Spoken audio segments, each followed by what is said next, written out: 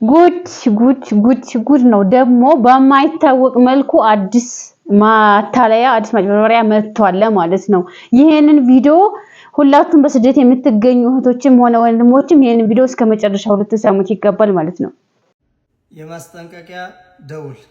ይሄ ቪዲዮ ሁሉም ጋር እንዲደርስ ሼር፣ ኮፒ ሊንክ፣ ሪፖስት በማድረግ ተባበሩኝ። ጉዳዩ እንዲህ ነው።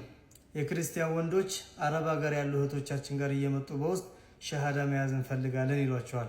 ከዛ እህቶቻችን ደግሞ ወደሚመለከታቸው አካል እናድርስ ሲሉ አይ ቤተሰቦቻችን ከሰሙ አደጋ ስለሚያደርሱብን በውስጥ ነው እናንተው ጋር ሸሃዳ መያዝ እንፈልገው ይሉና ሸሃዳ ያስይዟቸዋል።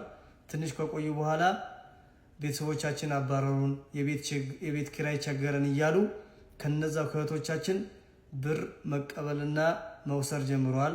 በዚች ሲስተም መጥተዋል። ይሄ ትልቅ አደጋ የሆነ ነገር ነው። እስልምና ለጥቅም የሚመጣበት ሃይማኖት ሳይሆን ተፈልጎ ተወዶ የሚገባበት ነው። ስለዚህ እህቶቻችን ጥንቃቄ ያስፈልጋል። እናንተ ጋር ሸሃዳ ሊይዝ የመጣ ሰው ስታገኙ ወደሚመለከተው አካል አድርሱና በግልጽ ሸሃዳቸውን ያዙ። እናንተ አረብ ሀገር ያሉ እህቶቼ ባካችሁ ኧረ በቃችሁ። ስንቱ ነው በእናንተ የሚረማመደው? ስንቱ ነው እናንተን ድልድይ አድርጎ የራሱን ህይወት እየመራ ያለው? በሁሉም በኩል ትበላላችሁ። በቃችሁ ልትነቁ ይገባችኋል። ቪዲዮውን ለሁሉም አዳርሱ። ይሁን ሱብሃንአላህ። እንግዲህ በጣም ይገርማል። እንደሰማችሁ ነው ከኋላ ማለት ነው የማጭበርበሪያውን የመታለያውን መንገድ ምንድነው? ስደት ላይ እንግዲህ አብዛኛውን ጊዜ ይህ አይነት ነገር የታርጌት የሚደረገው ስደት ላይ ያሉ እህቶችና ወንድሞች ወይም እንደውም አብዛኛው እህቶች ናቸው የሚባሉት። አሁን ወንዶች እንግዲህ ኢትዮጵያ ሆነው በመጀናጀን አገባሻለሁ ወድሻለሁ በማለት እንግዲህ ሴቶችን ልብ በማቅለጥ ነበር እስከዛሬ ማለት ነው ብር የሚያስልኩት። አሁን ደግሞ ዘዴያቸውን ቀይረው አሁን ባለንበት ሁኔታ እንግዲህ ብዙ የሚሰልሙ እህቶች ወንድሞች አሉ። ይሄንን አጋጣሚ በመጠቀም እንግዲህ እኔ ሰልም ያለው አስባችሁታል። እንግዲህ አንዱ ምንም የማያውቅ መሀይም ሙስሊምም ሆኖ ራሱ ማለት ነው ይሄንን ማጭበርበሪያ ሊጠቀምበት ይችላል። ለምን?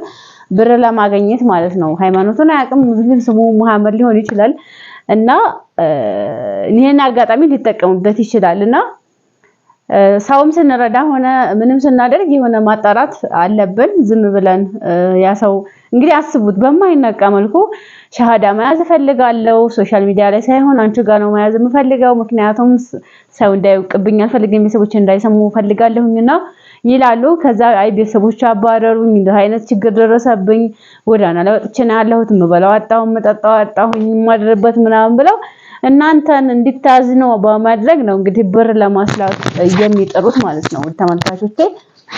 ስለዚህ ጥንቃቄ ልናደርግ ይገባል እና ተመልካቾቼ ልትነቁ ይገባል ማለት ነው። በተለይ ስደት ላይ ያላችሁ እህቶቼ ሀገርም ስትገቡ እንደዚሁ አስባችሁበት የሚቀበላችሁ አዘጋጅታችሁ መኪናም ደግሞ ቤተሰብ ይዞላችሁ እዛው ኤርፖርት ላይ ይዟችሁ የሚቀበላችሁ ሰው በደንብ ያስፈልጋል። ምክንያቱም ኤርፖርት ላይ ራሱ በጣም ነው የሚያታልሉት ማለት ነው።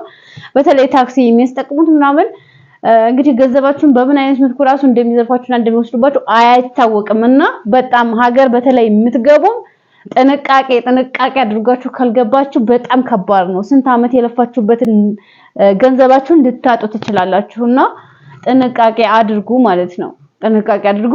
ሌላው እንኳን ደሳላችሁ ሳውዲ ያላችሁ ህገወጦች ማለት ነው ህጋዊ እንድትሆኑ እንደውም ማንኛውም ፕሮሰስ እስከመጨረሱ ድረስ ለ6 ወር ተራዝሟል ማለት ነው። ይህ ነገር ለሁላችሁም ይጠቅማል። አንዳንዶች ደግሞ ምን ያደርግልናል እኛ ስራ አድርገን ሀገራችን መግባት ነው የምንፈልገው እና ለምንድን ብር አውጥተን እናሰራለን ዝም ብለን እንደዚሁ ብንኖር ይሻለናል የሚሉም አሉ። ያ እንግዲህ ሁሉም እንደ ፍላጎቱና እንደ ሐሳቡ ነው። ዙሮው ነፃ ምርጫ መጥቶላችኋል ማለት ነው። ማሰራትም የማትፈልጉ ደግሞ ወይም ደግሞ በቅርብ ጊዜ ሀገራችሁ መግባት የምትፈልጉ ካላችሁ የተሰጠ ይመስላችኋል? 6 ወር አላሁ አክበር 6 ወር እስከ 6 ወር ድረስ ዜጎች ረጋ ሰከን ብለው ገንዘባቸውን ጠርቀምቀም አድርገው እንኳን ደስ አላችሁ።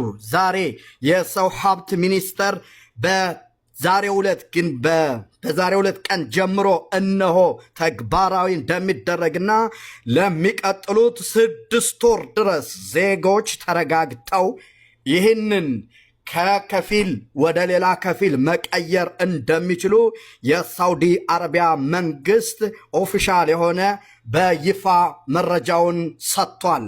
ይህም በዚህ አጋጣሚ በሰጠው መግለጫ መሰረት ከዛሬ ጀምሮ ለሚቀጥሉት 6 ወር የሰራተኞችን ከሚፈልጉት ስፖንሰር መቀየር የሚችሉ መሆኑን ገልጾ በተለይም ደግሞ ከማስታወቂያው ቀን በኋላ ከዛሬ ጀምሮ ማለት ነው ስፖንሰሩ ቢበልቅበት ማስተካከል አይቻልም።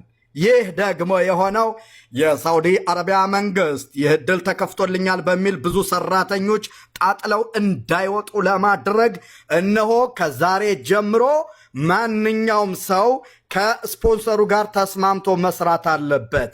ስፖንሰሩ ነገ ዛሬ ጀምሮ ብላቅ ቢያደርግበት የዚህ ዕድል ተቋዳሽ እንደማይሆን በማወቅ ስህተት እንዳትሰሩ ታጠቅ ያስገነዝባል። የሳውዲ አረቢያ የሰው ሀብት ሚኒስቴር ዛሬ ባወጣው መረጃ መሰረት ይሄ ተግባር ለሚቀጥሉት 6 ወራት ተግባራዊ እንደሚሆንና ዜጎች እጅግ በጣም እንኳን ደስ አላችሁ። በእነዚህ ጊዜያት ውስጥ ብዙ ችግሮችን መቅረፍ የምንችል መሆኑን እየገለጽኩ በተለይም ከዚህ ቀደም በግምት እስከ 60 ቀን 90 ቀን ሊሆን ይችላል ብለን የነበረው ከጠበቅነው በላይ 6 ወር ተሰጥቶናልና ዜጎች እንኳን ደስ አላችሁ እና እንኳን ደስ አላችሁ።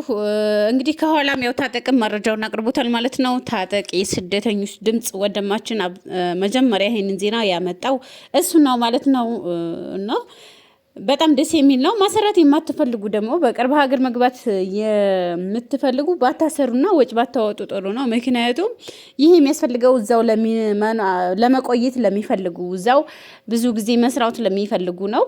ይህ ደግሞ በጣም ጥሩ እድል ነው ማለት ነው። የማይገኝ አጋጣሚ ነው አሁን ላይ የተፈጠረው ነገር ነው። ሁላችሁም ማሰባችሁበት ይሄንን ብታሰሩ በጣም የምታሰሩና በጣም ጥሩ ነው እላችኋለሁ። በሌላ ቪዲዮ እስከምንገናኝ ሰላም አለይኩም ወራህመቱላሂ ወበረካቱ።